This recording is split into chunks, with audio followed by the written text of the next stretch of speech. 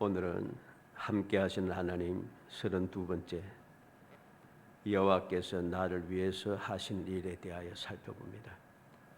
함께 하시는 하나님께서 나와 함께 하시고 언약의 하나님께서 나를 위해서 무슨 일을 하시는가, 이 일을 우리가 오늘 말씀을 통해서 우리의 마음에 새겨야겠습니다. 함께 하신 하나님께서 나를 위해서 행하여 주시는 일이 무엇인가, 이 일을 우리가 깨닫게 되면 우리는 담대할 수가 있습니다. 두려워하지 아니하고 담대하게 그리고 당당하게 세상을 살아갈 수 있게 되죠. 부끄러워하지 아니하고 당당하게 세상을 살아갈 수 있다는 것입니다.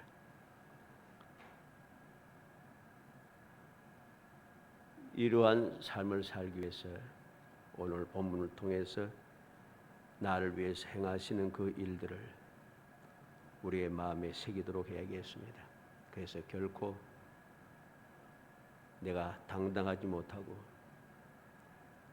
자랑스럽지 못하고 부끄러워하고 또 눈치 보고 하는 그런 쓸모없는 삶, 부끄러운 삶을 살지 않도록 우리가 정신을 차려서 나와 함께하여 역사하시는 하나님의 그 은혜를 굳게 믿으며 또 사모하면서 또 기대하면서 날마다 행복한 삶을 이어가기를 주의 이름으로 축복합니다.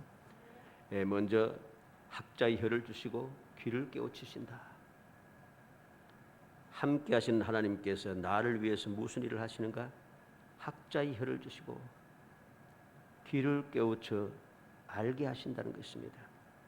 4절 6절 말씀에 보면 주 여호와께서 학자들의 혀를 내게 주사 나로 곤고한 자를 말로 어떻게 도와줄 줄을 알게 하시고 아침마다 깨우치시되 나의 귀를 깨우치사 학자들같이 알아듣게 하시도다.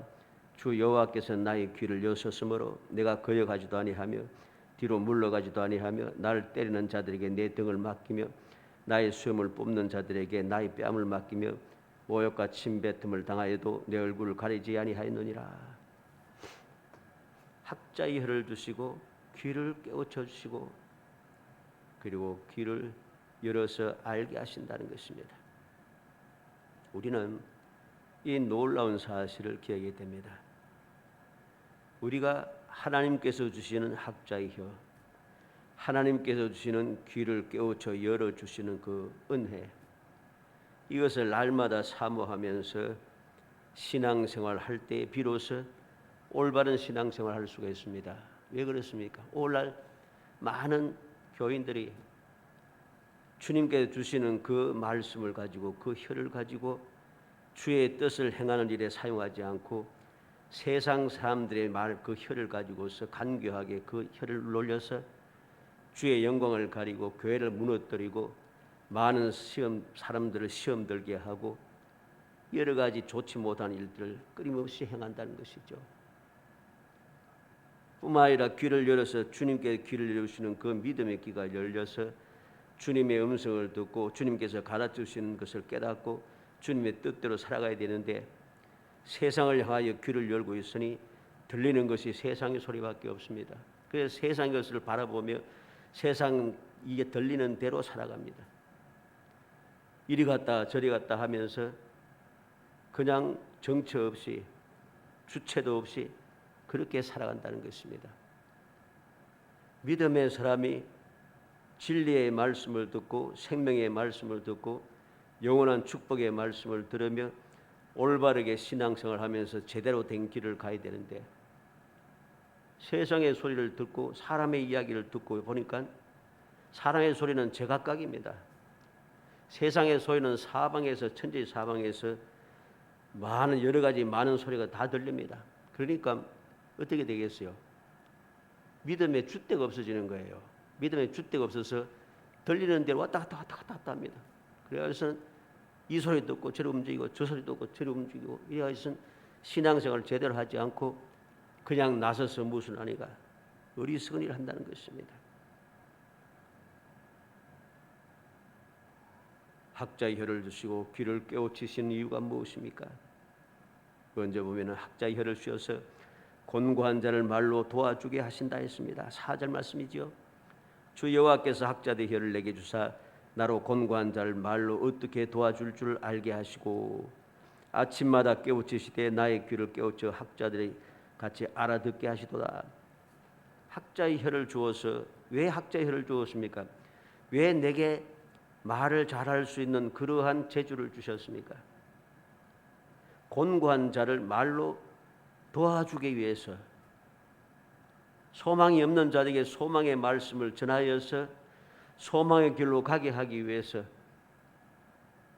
갈 길을 몰라서 헤매는 자들에게 올바른 길을 가르쳐서 올바른 길을 가게 하기 위해서 학자의 혀를 주신 것이죠. 그런데 이 좋은 말재주를 가지고 사기를 치는 데 사용하고 주의 몸된 교회를 어지럽힌 데 사용하고 모든 성도들 시험 들게 만들고 패싸움을 만들고 이런 짓을 하니까 어떻게 되겠습니까?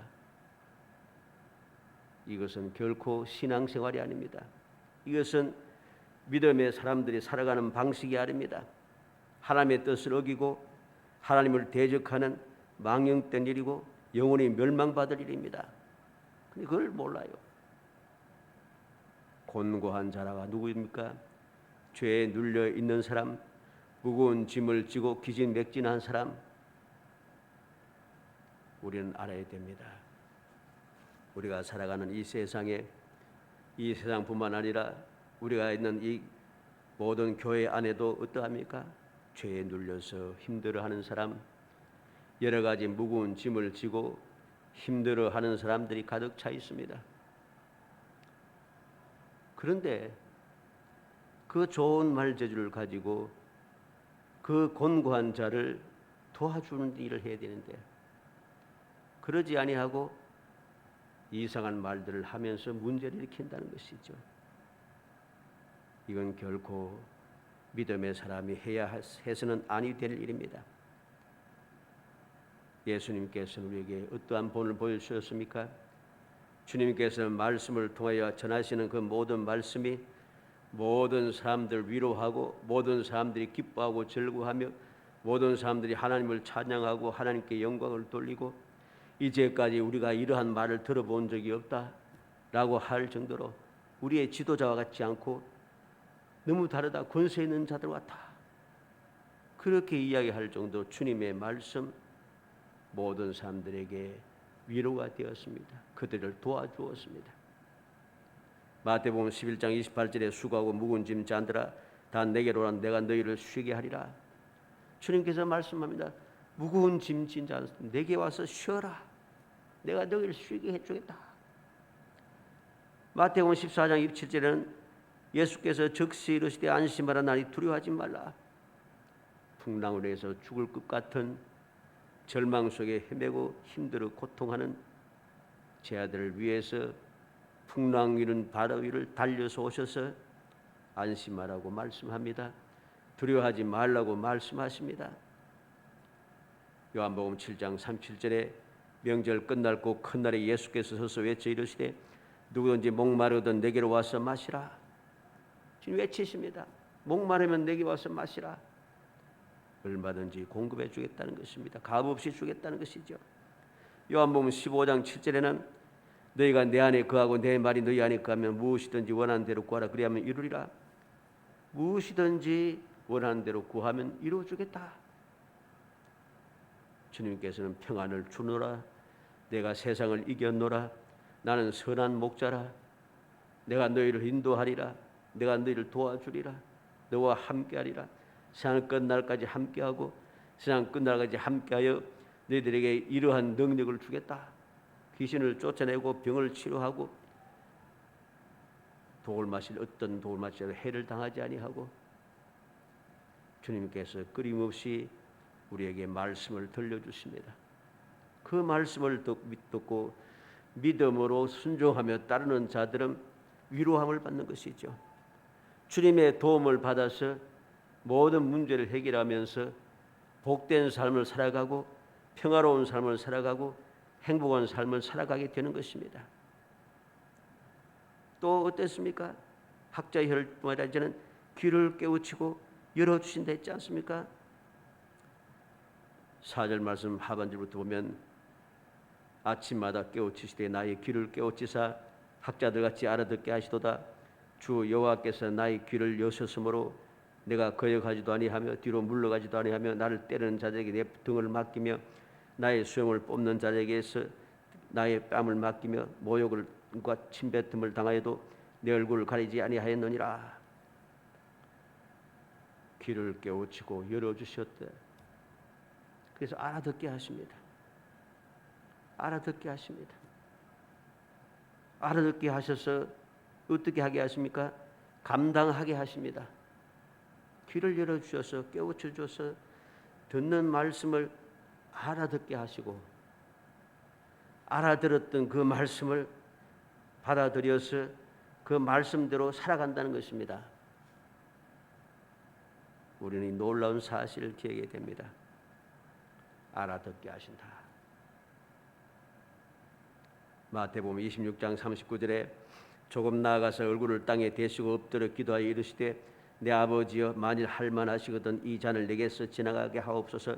그러나 나의 원대로 마옵시옵고 아버지의 원대로 하옵소서. 겟세마네 동산에서 주님께서 기도하시는 내용입니다.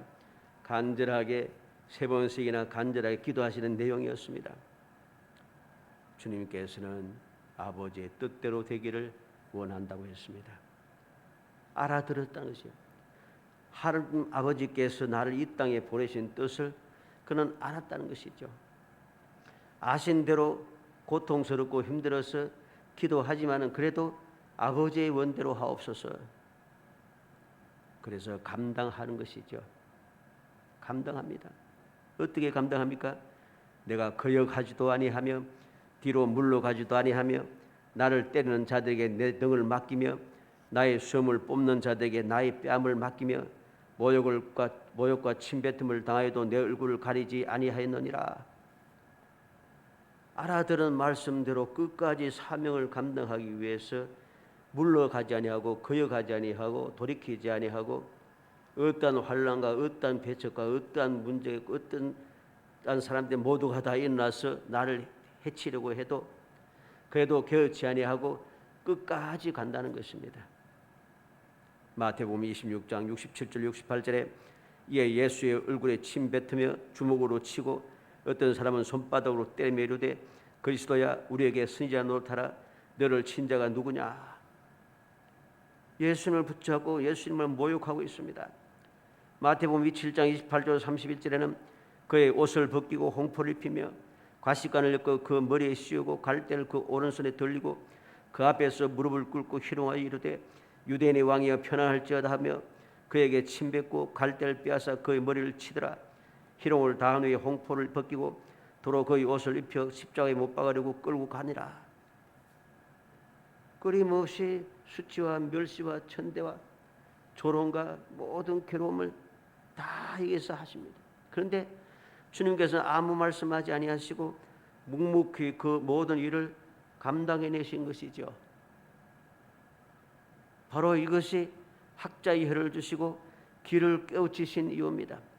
주님께서 앞서 가시면서 우리에게 본을 보여주셨습니다. 그러면 예수 믿는 나도 그렇게 본을 따라서 주님 가신 길을 따라가야 됩니다. 그런데 우리는 따라가지 않습니다. 본을 받지 않아요. 도무지 화를 내고 짜증을 냅니다. 이것은 있을 수 없는 이야기입니다. 우리가 주님을 본받아서 주님 가신 길을 따라갈 때에 학자의 혀를 주시고 귀를 깨우치신 그 뜻을 온전히 이루어낼 때에 우리는 마침내 주님께서 계신 그곳에 도달할 수 있고 주님께서 누렸던 영광의 이름, 존귀한 이름을 얻을 수 있고 주님께로부터 잘했다 칭찬 들으며 주님 예배하신 놀라운 축복을 받아 누리며 살아갈 수가 있는 것입니다. 모든 사람들이 이야기합니다. 말씀대로 산다고 하면서 지질이 궁상으로 산다고 이야기합니다. 보잘것없다고 합니다. 그렇게 살지 않아도 잘 먹고 잘 산다고 하는 사람들이 많습니다. 그러나 그건 착각이죠. 우리는 명심해야 됩니다. 주님께서는 세상에 계실 때 그렇게 멸시와 천대를 당하시고 수치와 그리고 조롱을 당하셨습니다. 그러면 끝났습니까? 아닙니다. 그 모든 사명을 다 감당하고 나면은 그 다음에 주님께 맡겨주신 뜻을 온전히 이루고 나면 그 다음에 영광이 있습니다. 십자가에 못 박혀 죽어서 장사되어서 끝난 줄 알았더니 다시 부활하십니다. 부활하고 끝난 줄 알았더니 하늘로 보는 데서 성천하십니다. 지금도 보좌 우편에서 우리를 위해서 기도하고 계십니다. 영원히 세상에서의 주님의 삶은 33년, 공생의 3년입니다. 그렇게 멸시와 천대와 조롱을 당하며 살아가셨지만 그러나 그 33년의 삶을 지나고 영원토록 지금도 앞으로도 영원히 주님의 이름은 존귀하고 주님의 영광은 끝한이 없고 주님의 그 나를 위해서 역사하시는 그 역사, 중보하시는 그 중보의 역사는 끊임없이 이루어지고 있다는 사실을 알아야 됩니다. 이 놀라운 은혜를 내가 누리기 위해서는 주님을 본받아서 주님 가신 길을 따라가야 합니다. 학자의 혀를 주신 목적을 온전히 이루고 곤관자들 도와주고 귀를 깨우치고 열어주신 뜻을 온전히 깨닫고 알아듣게 하시고 또 감당하게 하셨던 주님의 그 앞서가신 모습을 보여주면서도 나도 믿음으로 주님의 말씀을 그대로 알아들어야 됩니다. 왜 나만 이래야 하는데 저 사람도 다 저래하는데 나는 왜 이래야 되는데 니만 올라 이런 식의 이야기 듣고서 흔들려서는 안 되는 겁니다. 십자가에 달려 수치스러운 죽음을 당해도 그래도 가야 합니다. 끊임없이 조롱하고 비웃어도 끝까지 가야 합니다. 무덤에 사무쳐도 가야 합니다. 그러면은 그 다음에 바로 부활이 있고 그 다음에 성천의 영광이 있고 그 다음에 영광의 보좌가 있고 영원히 존귀한 삶을 살아가야 되는 것이죠. 우리는 주님께서 약속하신 기적의 삶을 살길 원하고 약속된 복을 누리길 원한다고 끊임없이 주장하고 기도하고 부르짖으며 그렇게 또 해주지 않는다고 원망하고 살아가고 있습니다마는 우리는 올바른 믿음의 삶을 먼저 살아야 됩니다. 학자의 혀를 주신 이유를 깨닫고 그 목적대로 해야 되고 살아야 되고 귀를 깨우쳐서 주님의 말씀을 듣고 믿음을 주신 그 목적을 기억하여서 주님처럼 우리도 그 길을 따라가고 그 일을 행해야 하는 것이죠. 그래야 할 때에 비로소 영광이 우리에게 준비되고 약속된 축복의 역사가 일어나기 시작하는 것입니다. 할 일은 하지 아니하고 주님의 뜻은 하나도 이루지 아니하고 주님 가신 길을 따라가지도 아니하고 본받지도 아니하면서 영광을 누리겠다고 하니 영광을 누릴 수가 없는 것이죠. 두 번째로 나를 도우신다 그랬습니다. 함께 하신 하나님께서 나를 위해서 하시는 두 번째 일, 나를 도우신다. 7절로 9절에 보면 주 여호와께서 나를 도우심으로 내가 부끄러워하지 아니하고 내 얼굴을 부싯돌같이 굳게 하였으므로 내가 수치를 당하지 아니할 줄 아노라.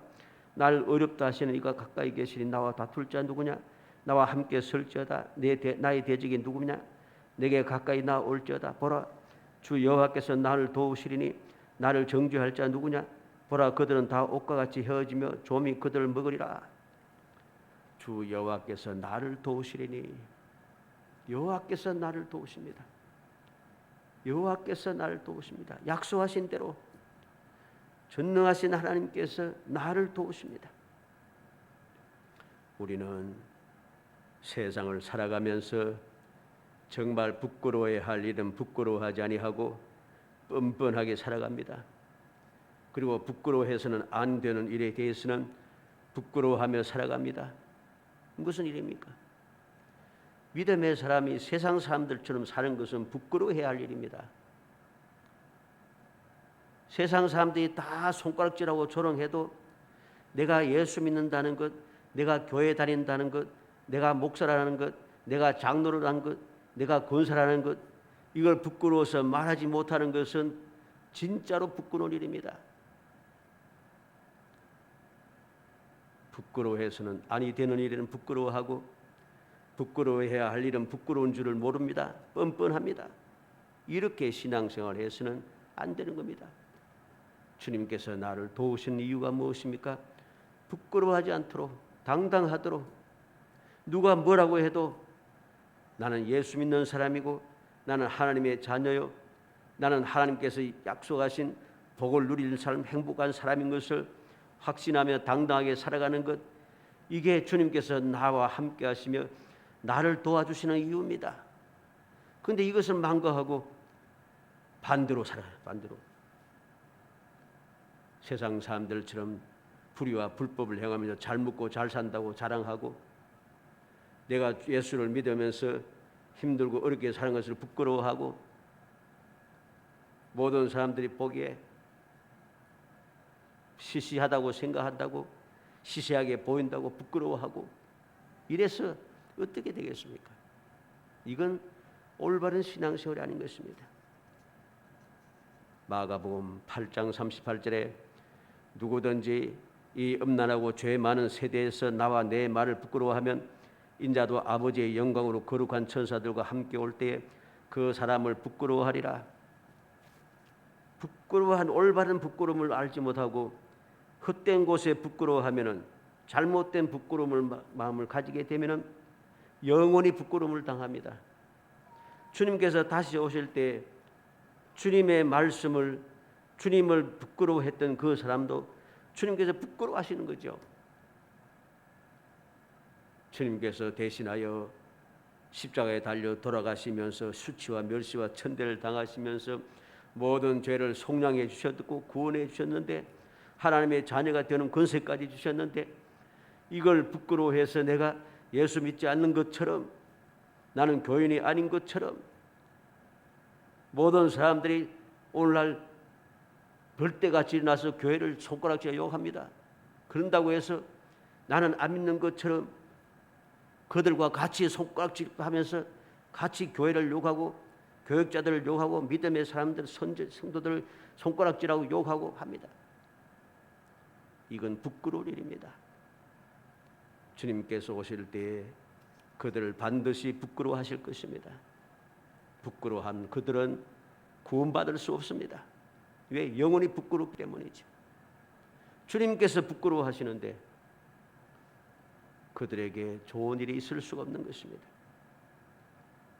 우리는 하나님께서 나를 도우신 이유가 무엇입니까? 첫 번째는 부끄러워하지 아니하기 위해서, 수치를 다하지 아니하기 위해서. 7절에 있는 대로 주 여호와께서 나를 도우심으로 내가 부끄러워하지 아니하고 내 얼굴을 부싯돌같이 굳게 하였으므로 내가 수치를 당하지 아니할 줄 아노라. 부끄러워하지 않기 위해서 하나님께서 나를 도우시는 겁니다. 왜 도우십니까? 수치를 당하지 않도록. 하나님께서 나를 어떠한 상황에도 나를 도우시니까 내가 수치를 당하지 않아요. 수치를 당하지 않으니까 당연히 부끄러움을 당하지 않게 되죠. 이게 바로 하나님께서 나와 함께 하셔서 나를 도우시는 이유인 것입니다. 그런데 우리는 이 사실을 믿지 못하고 부끄러워하는 것이죠. 부끄러워하면서 수치를 당했다고 수치스럽다고 생각하면서 자꾸만 눈치를 보고 나를 숨기고 나는 아닌 것처럼 하면서 그렇게 자꾸만 숨어 살아가는 것입니다. 이건 스스로를 망치는 가장 어리석은 일임을 알게 됩니다. 로마서 1장 16절에 내가 복음을 부끄러워하지 아니하노니 이 복음은 모든 믿는 자에게 구원을 주시는 하나님의 능력이 됩니다. 먼저는 유대인에게 그리고 헬라인에게로다. 바울 사도는 주님을 만난 뒤부터 복음을 부끄러워하지 않았어요. 예수 그리스도를 부끄러워하지 않았어요. 예수 그리스도의 십자가에 돌아가신 것을 부끄러워하지 않았어요. 그 예수 그리스도의 복음을 전하면서 내가 끊임없이 핍박을 당하고 조롱을 당하고 험한 일을 당해도 부끄러워하지 않았어요. 감옥에 갇혀도 부끄럽지 않았어요. 왜? 하나님께서 나와 함께하면 나를 돕고 계시기 때문이죠. 하나님께서 나와 함께 나를 돕는다는 것은 내가 하는 일, 내가 가는 길, 내가 행하는 모든 일이 옳다는 것이죠. 왜? 하나님께서 옳다고 인정하시니까 나를 도와주신 것이잖아요. 그런데 우리는 이 사실을 잊어버리고 자꾸만 부끄러워하면서 수치를 당하면서 수치스럽다 생각하면서 그렇게 살아갑니다. 이것은 진짜로 북구늘입니다. 베드로전서 4장 16절에 만일 그리스도인으로 고난을 받으면 부끄러워하지 말고 도리어 그 이름으로 하나님께 영광을 돌리라. 베드로 사도는 그리스도인으로 예수 믿는 사람으로 고난을 받으면 부끄러워하지 말라 합니다. 부끄러워하지만 뭐 합니까? 하나님께 영광을 돌리라 합니다. 내가 이렇게 부끄러움을 당하는데 하나님 감사합니다. 이렇게 하나님께 영광을 돌리는 것, 이것이 하나님께서 나와 함께 하시며 나를 도우시는 이유인 것입니다. 두 번째로 나를 도우시는 이유가 무엇입니까? 의롭다 하시고 정죄하지 않는 것입니다. 8절로 9절에 보면 나를 의롭다 하시는 이가 가까이 계시니 나와 다툴 자 누구냐? 나와 함께 설지어다. 나의 대적이 누구냐? 내게 가까이 나올지어다. 보라, 주 여호와께서 나를 도우시리니 나를 정죄할 자 누구냐?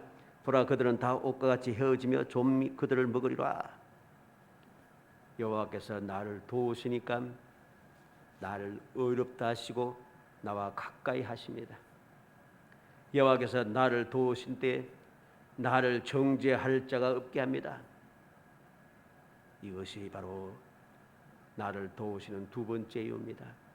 부끄러워하지 아니하고 믿음을 가지고 당당하게 살아가면은, 그러한 당당하게 믿음을 가지고 살아가는, 부끄럽지 않고 수치스럽지 않다고 당당하게 살아가는 믿음의 사람들은 그 살아가는 삶을 하나님께서 의롭다고 인정하시고 정죄하지 않으신다는 사실이죠. 의롭다 하시고 정죄하지 않는 그 사람, 하나님께서 의롭다 하시고 하나님께서 정죄하지 않는 그 사람은 영원히 복받는 사람입니다. 우리는 명심해야 할 것입니다. 나의 대적이 누구냐? 나의 대적이 누구냐? 8절 말씀 끝에 있습니다. 나의 대적이 누구냐? 이 말은 누가 나의 재판의 주인이냐? 이런 말입니다. 이 말이 무슨 뜻인가 하니까 나의 의로움을 인정하지 않고 나의 불의함을 선고하기 위해서 재판을 걸어오는 사람이 누구냐? 이 말이죠. 나를 의롭다 하고 인정하지 않는다는 것이죠. 그래서 나를 정죄하기 위해서 재판을 지금 걸어오는 사람들, 고소 고발하는 사람들, 바로 그러한 자들을 말하는 거죠. 하나님께서는 나와 함께 나를 도우시는데 누가 뭐래도 나를 어렵다 하십니다. 누가 뭐래도 나를 정죄하지 않고 복되다 하십니다. 로마서 8장 1절로 2절에 그러므로 이제 그리스도 예수 안에 있는 자에게는 결코 정죄함이 없나니 이는 그리스도 예수 안에 있는 생명의 성령의 법이 죄와 사망의 법에서 너를 해방하였습니다. 그리스도 예수 안에 있는 사람에게는 결코 정죄함이 없다. 절대로 정죄함이 없습니다. 예수 그리스도 안에 있는 사람에게는. 로마서 8장 33절로 34절에 누가 능히 하나님께 택하신 자들 고발하리요? 의롭다 하시는 하나님이신 누가 정죄하리요? 죽으실 뿐 아니라 다시 살아나시는 그리스도 예수시니 그는 하나님이 우편에 계신 자여 우리를 위하여 간구하시는 자신이라. 하나님께서 택하신 자를 누가 고발하는가? 의롭다 하시는 하나님이신데 누가 정죄하는가? 나를 위해서 죽으시고 다시 부활하신 주님께서 지금도 보좌 우편에서 나를 위해서 기도하시는데 누가 나에 대해서 정죄하고 나를 죄 있다고 그렇게 말할 수 있는가? 그럴 수 없다는 것이죠. 살아가는 성도 여러분, 우리는 명심해야 됩니다. 여호와께서 함께 하시는 이유를 알아야 됩니다.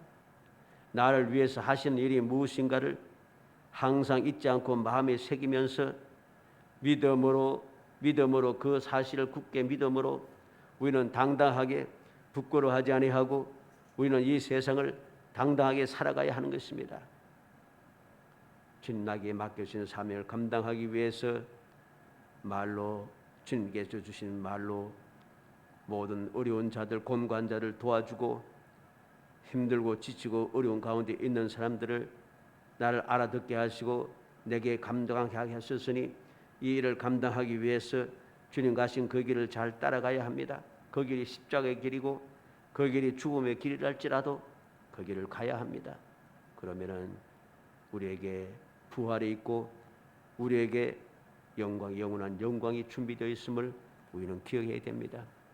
주님께서 나와 함께 하셔서 하시는 일은 나를 도와주시는 일입니다. 왜 도우시는가? 내가 부끄러움을 당하지 않도록, 내가 수치스러워하지 않도록 주님께서 나와 함께하여 도우십니다. 주님께서 나와 함께하여서 의롭다 하시고 정죄할 자 없도록 하기 위해서 나를 도와주십니다. 명심하고 명심해야 됩니다. 주님께서 나를 의롭다 하시고 정죄하지 못하게 하시면은 우리는 아무런 겁날 것 없습니다. 걱정할 것도 없습니다. 우리가 잘 아는 말씀대로 우리는 창세기 12장 17절에 여호와께서 아브라함의 아내 사레의 일로 바로와 그 집에 큰 재앙을 내리신지라. 우리가 알듯이 잘못은 아브라함이 했어요. 아브라함이 했지만은 하나님께서는 바로와 애굽에 큰 재앙을 내리신다는 거죠. 왜? 그게 하나님의 뜻이에요. 하나님의 택한 사람은 바로가 아니고 아브라함이라는 것이죠. 아브라함이 실수를 하고 잘못했어도 바로가 잘못한 것이 없어도 하나님께서는 하나님 택하시고 하나님께서 약속하시고 하나님께서 함께 도우시는 아브라함을 위하여 역사하시는 것이죠. 창세기 20장 3절에 그 밤에 하나님이 아비멜렉에게 현몽하시고 그에게 이르시되 내가 데려간 이 여인으로 말미암아 내가 죽으리니 그는 남편이 있는 여자임이라. 아브라함이 잘못했고 이삭이 잘못했지만 하나님께서 누구를 책망하시는가? 아비멜렉, 블레셋 왕 아비멜렉을 책망하십니다. 내가 죽으리라. 내가 죽으리라.